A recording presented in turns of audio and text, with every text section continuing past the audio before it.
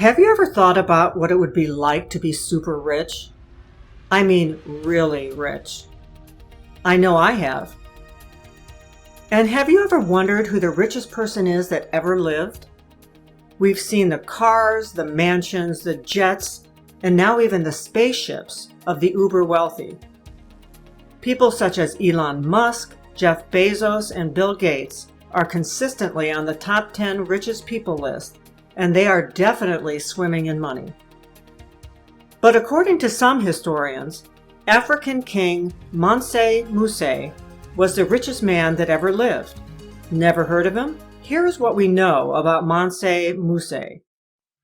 Mansa Musa was the ruler of the African Mali Empire from the year 1312 until about 1337.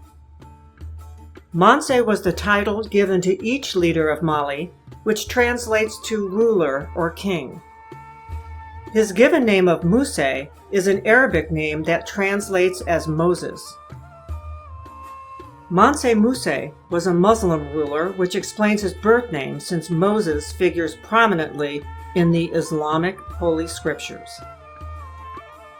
When Musa became king, Mali was made up of lands that are now Ghana, Guinea, Senegal, Mauritania, the Gambia, and the current state of Mali. Musa's great uncle was Sinjata, the first king of the Mali Empire. The empire was strong and wealthy when Musa took the throne, but his ambition was to acquire even more territory and wealth. His expansions included wealthy cities such as Timbuktu and Gao. Along with military victories, Musa used trade to increase his wealth. Gold, ivory, and slaves were traded for great sums of money, and the king's fortune increased dramatically. During the Mali Empire expansion, Musa conducted raids of his non-Muslim neighbors that enslaved many people from the conquered lands. Historians reported he captured as many as 6,000 slaves per year of his rule. Later, King Musa would say that he captured 24 cities and their surrounding areas. There is speculation that the main reason Musa was so driven to accumulate wealth was his plan to travel to Mecca on a pilgrimage, also known as a Hajj. Each Muslim is required to make a pilgrimage to Mecca at least once during their lifetime. And Mansa Musa wanted to make an impression during his pilgrimage. He believed that Islam was the gateway to the more upscale world, and he wanted all of the Arab people to see the splendor of the wealth of the Mali Empire. Finally, the day came that Musa was ready for his Hajj. According to historians, his caravan included 60,000 men, all wearing expensive brocade and Persian silk, as well as 12,000 female slaves, each bearing 4 pounds of gold bars. There were also horses and camels, which each carried 50 to 300 pounds of gold dust. Mansa Musa made a great show of giving gold to the poor along his route, but he also traded gold for souvenirs. It was also reported that he built a mosque every Friday during his journey. A witness to the caravan noted that it was a lavish display of power and wealth and was unprecedented by its size and pageantry. Mansa Musa and his caravan arrived at the pyramids of Giza outside of Cairo in July of 1324. They camped at the pyramids for several days before crossing the Nile into Cairo. In Cairo, he befriended the Sultan and also the governor. Musa and his entourage spent extravagantly while they were in Cairo.